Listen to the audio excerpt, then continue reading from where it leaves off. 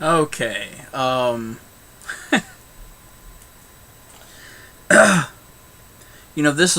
This King James topic. At times, I feel like I've been sucked into a black hole by getting into it, and the reason is that there is so much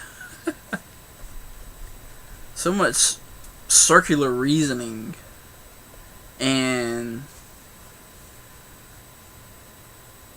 deflecting of arguments and or counter arguments to them. Anyway, I just rewatched again for about the third time a critical video towards my videos, and just briefly, as the video went along, made 11 points that I need to address. Some of these I've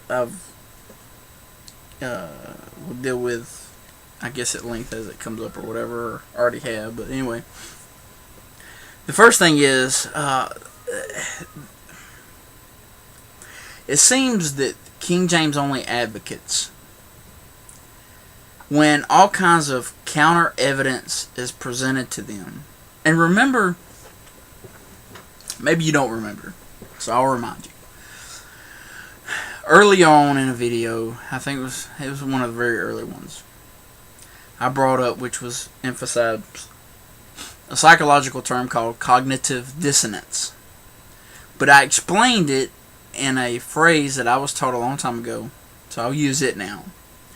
A person convinced against their will is of the same opinion still. And it seems that the King James only advocates when all this kind of counter evidence or things are coming against them to show the weaknesses of their position and why it can't be a real position. They retreat to their fort, which in their minds is unpenetrable. And that is that the King James Bible translation was inspired. Now, when I hear somebody say that, I have to listen a little further into their context to see, are they confusing inspiration with preservation? Because sometimes that can happen. Just like you hear some people say Revelations instead of the book of Revelation. Or they'll say Psalms 4. It's not Psalms with an S. That's one psalm. It's the book of Psalms, which is multiple psalms. But anyway. But you hear people say stuff like that, and you kind of got to weed through it and know what they're trying to say. But to say that the King James Bible that was translated in 1611 was inspired, that the translators were inspired, that is to ascribe something to them that is something they themselves never claimed to have. As a matter of fact, if you go back to my videos where I dealt with the introductory material to the King James 1611 and the letters to the reader, you will see plenty of things said in there by the translators that is counter to the idea that they were inspired in this work. But B, it also is counter scriptural. It's not scriptural. The apostles claimed inspiration. John, writing the book of Revelation, ended special revelation. There is no more new revelation. God said what he was going to say, and it was written. So everything since it was written, everything since then has been preservation. It's God preserving his word. And yes, I believe in preservation. I believe the 1611 was God preserving his word.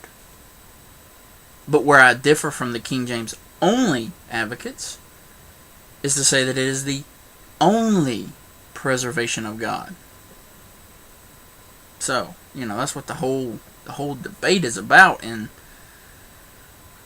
I mean, if you come across as challenging that belief, then you're a Bible basher, you're a King James trasher, you're a, what's some of the other things that they come up with all kinds of little colorful names. They're real big on name calling, really. I mean, it's amazing when you watch their videos or read their literature, what kind of names and things that they come up with people. I mean, they talk about baby sprinklers.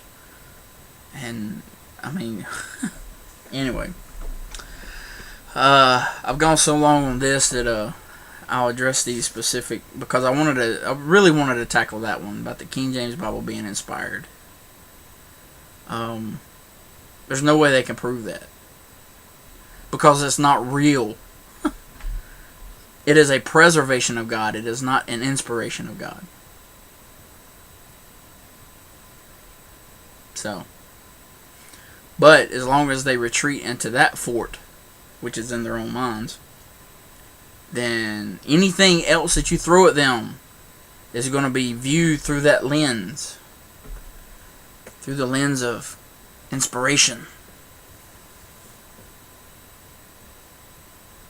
So therefore, even if the King James translators went against the Greek and the Hebrew or any other source that they had, let's say that they, for the first time in the history of mankind, spoke a verse, written a verse that was different from what had at any time before it had existed. Well, that's God, because they're inspired.